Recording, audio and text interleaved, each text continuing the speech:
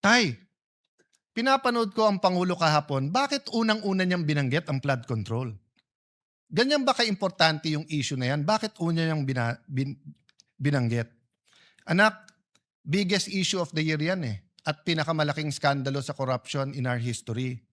Anak, importante ma-resolve yan.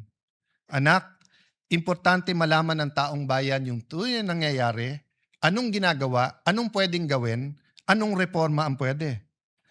Anak, dapat kasi bumalik ang tiwala sa leaders at sistema.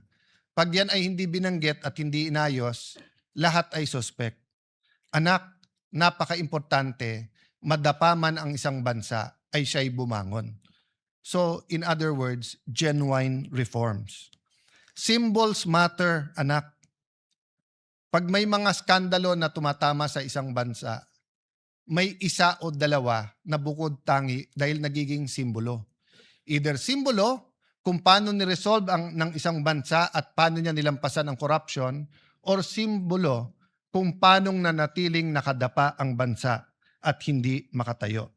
So sana anak, we will find the strength and wisdom to conclude the investigations, to hold people accountable, but also to put the genuine reforms. Isang simpleng example lang, isang simpleng suggestion na binigay ko sa DPWH na 2 beses tinanggap ng secretary pero mukhang hindi ginawa. Ordinaryong cellphone, kunan lahat ng projects para makita kung may ghost o wala.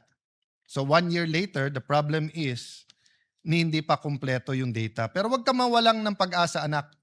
Walang bansa sa mundo nang hindi dumaan sa corruption. At walang bansa na umunlad na hindi niya kahit papano na-address ang corruption.